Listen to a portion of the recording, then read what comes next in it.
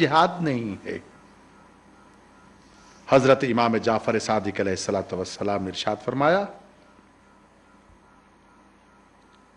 کہ حقوق والدین میں سے ماں باپ کی نافرمانی اور نافرما بردار ہونے کی علامات میں سے یہ کہ انسان اپنے ماں باپ کو ایسی نظر سے دیکھے کہ جو بڑی سخت نظر ہو، غصے والی نظر ہو۔ یہ گویا کہ انسان ماں باپ کے نافرمانوں میں شمار ہوتا ہے۔ ایک اور پیغام ہے حضرت امام جعفر صادق علیہ السلام کی طرف سے۔ یہ پیغام بھی امام صادق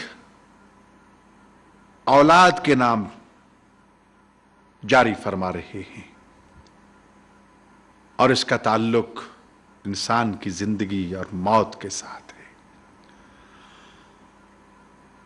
قال الامام الصادق علیہ السلام من احب ان یخفف اللہ عز وجل عنہ سکرات الموت فلیکن لقرابتہ وصولا وبوالدیہ بارا۔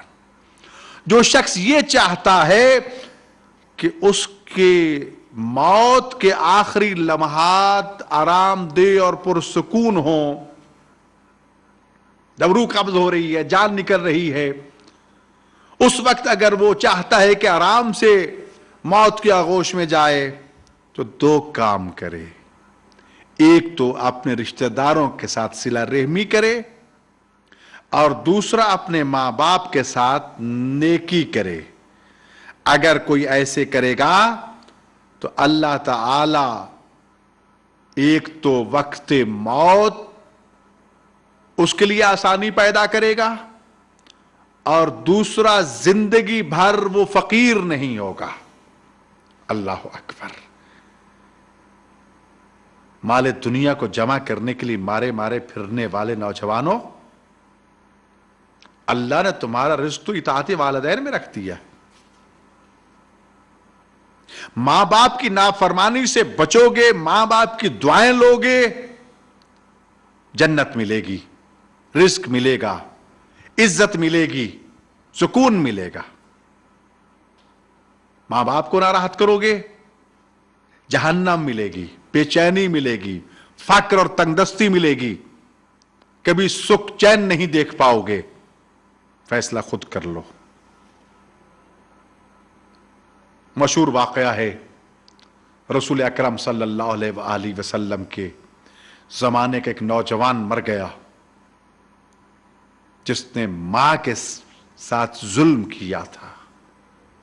اس کی ماں اس سے ناراض تھی۔ وقت موت آیا، بڑی مشکل سے اس کی جان نکلی۔ جب اس کو دفن کرنے لگے، قبر نے قبول کرنے سے انکار کر دیا۔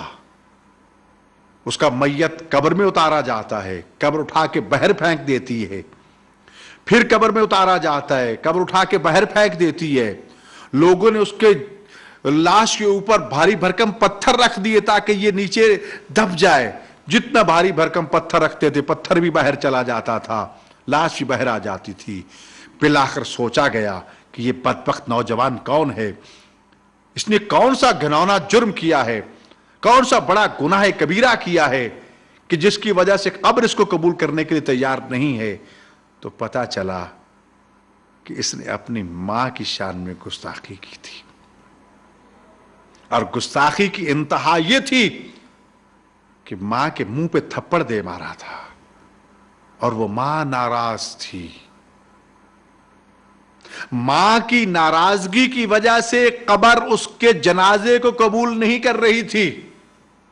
لوگ اس کی ماں کے پاس گئے کہ اس بدبخت بیٹے کو معاف کر دو۔ ماں نے کہا اس نے میرا بڑا دل دکھایا ہے، میں اس کو کبھی معاف نہیں کروں گی۔ بہت منت سماجت کی لوگوں نے، لیکن ماں نے معاف نہیں کیا۔ بات رسول اکرم صلی اللہ علیہ وآلہ وسلم تک جا پہنچی، لیکن اس نے انکار کر دیا۔ جب رسول خدا صلی اللہ علیہ وآلہ وسلم نے حکم دیا تو عرض کرتی مولا اس نے جتنا میرا دل دکھایا ہے، جی تو نہیں چاہتا اس کو معاف کروں، لیکن آپ کا حکم ماننا واجب ہے، لہذا آپ کا حکم مانتی ہوں اس کو معاف کیے دیتی ہوں۔ ماں نے معاف کیا، تب جا کے قبر نے قبول کیا۔ وہ ماں باپ کے نافرمانو ذرا سوچو، اس انجام کو سوچو کہ ماں باپ کو ناراض کر کے کیا کچھ دیکھنا پڑے گا۔ اور یہ بھی یاد رکھیے، یہاں کہیں بھی یہ نہیں کہا گیا کہ ماں باپ مسلمان ہوں گے تو ان کی اطاعت کرنا، ان کے سامنے اف تک نہ کہنا۔ نہیں، ماں باپ کافر ہیں، ماں باپ مشرک ہیں، ماں باپ یہودی ہیں، ماں باپ عیسائی ہیں تو ماں باپ نا، وَلَا تَقُل لَّهُمَا اُفٍّ، ان کو اف تک نہیں کہنا۔ ہاں یہ ضرور ہے، اگر ماں باپ خدا کی نافرمانی کرنے کا حکم دیں، اللہ تعالی کے محرمات کے ارتکاب کا حکم دیں، تو پھر وہاں ان کی اطاعت کرنا